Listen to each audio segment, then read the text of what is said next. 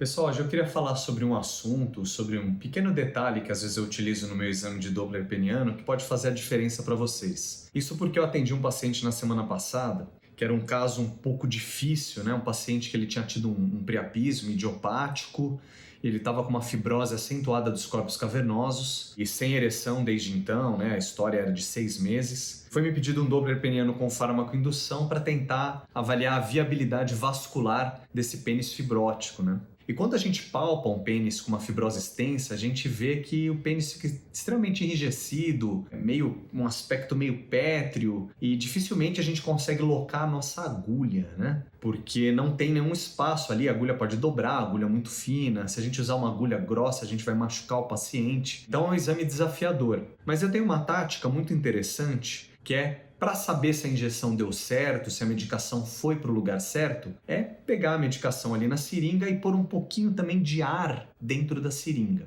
Dessa maneira, você consegue, pela localização de onde foi parar o ar, saber onde foi parar a droga. O ar no ultrassom, ele faz um artefato de reverberação sonora. Então você enxerga pontos hiperecogênicos e sabe exatamente onde você colocou a sua agulha. Nesse paciente em questão, palpando o pênis dele, a gente sentia algumas áreas mais amolecidas, que certamente eu conseguiria colocar a agulha, mas não numa posição habitual, às vezes numa posição mais ventral. Então, coloquei essa agulha no corpo cavernoso, apontando ali para o corpo cavernoso, joguei a minha substância e imediatamente já coloquei o aparelho de ultrassom e vi que 100% da medicação estava no lugar correto. Né? Isso não está descrito em lugar nenhum, é um macete que a gente tem aí, que a gente adquiriu pela experiência, porque às vezes a injeção intracavernosa não é tão fácil, né? Dependendo do biotipo do paciente, quantidade de pele, e nesse caso esse paciente com uma fibrose extensa, com poucos lugares para aplicar a medicação. Então, fica essa dica para vocês, coloque um pouquinho de gás na seringa